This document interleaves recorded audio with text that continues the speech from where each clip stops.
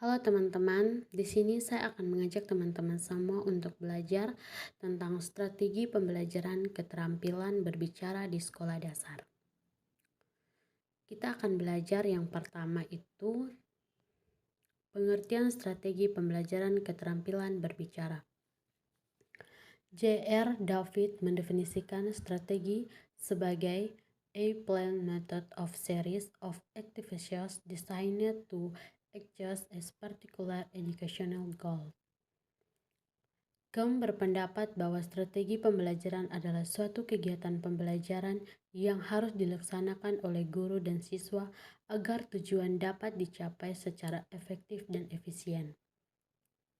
Strategi pembelajaran berbicara pada dasarnya merupakan sebuah cara yang digunakan oleh guru atau dosen membangun proses pembelajaran dengan memperhatikan seluruh komponen pembelajaran yang efektif untuk mendorong siswa mampu berkomunikasi dengan orang lain. Strategi pembelajaran KSUPP. KSUPP merupakan suatu sarana keterampilan lisan yang berpusat pada siswa dengan suatu komponen menulis yang bersifat fakultatif. KSUPP adalah singkatan dari kisahkan, siapkan, ulangi, pakai, pamerkan, dan pekerjaan rumah yang ditaruh dalam kurung karena bersifat fakultatif, bersifat pilihan. Sebagai contoh, penerapan strategi ini misalnya saja dalam pembelajaran menceritakan pengalaman yang paling mengesankan.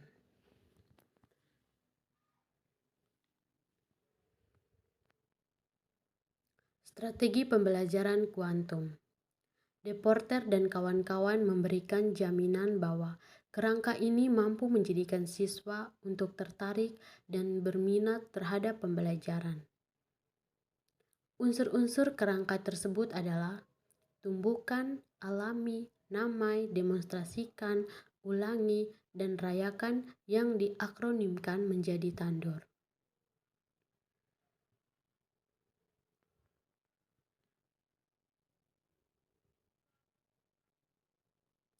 Strategi pembelajaran kooperatif berbantuan objek langsung.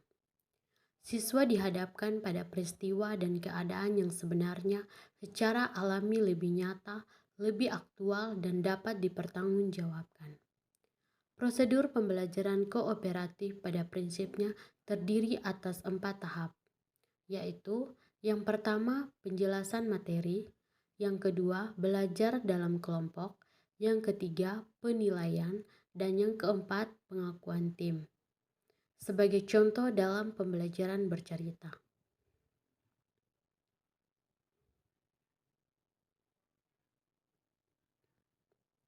Strategi pembelajaran heuristik. McCloskey dan Thornton sebagai yang dikutip oleh Ratminingsi menyatakan bahwa sebagai manusia kita mempunyai kebutuhan internal untuk mendengarkan cerita atau menceritakannya serta menjadikan bagian dari kehidupan kita. Teknik pembelajaran ini diharapkan dapat menyentuh aspek emosi dan efektif siswa. Misalnya, dalam pembelajaran bercerita, strategi ini diterapkan melalui metode penugasan, diskusi, tanya jawab, dan demonstrasi dengan teknik storytelling berbantu media personal, fotograf, atau foto pribadi. Strategi pembelajaran berbasis masalah. Again dan Couchot menyatakan bahwa siswa yang terlibat dalam pembelajaran berbasis masalah memerlukan satu masalah untuk dipecahkan. Pembelajaran berbasis masalah memiliki karakteristik sebagai berikut. Yang pertama, pembelajaran berfokus pada masalah. Yang kedua, siswa memiliki peran dan tanggung jawab memecahkan masalah. Yang ketiga, guru berperan sebagai fasilitator yang mendukung saat siswa memecahkan masalah. Yang terakhir, bertolak dari 3 karakteristik utama pembelajaran tersebut, maka strategi yang digunakan guru bertumpu pada yang pertama adalah penentuan tema yang diangkat menjadi topik masalah yang akan dipecahkan. Yang kedua, proses interaksi yang didesain dalam memecahkan masalah. Yang ketiga, kemampuan guru mengawal interaksi belajar.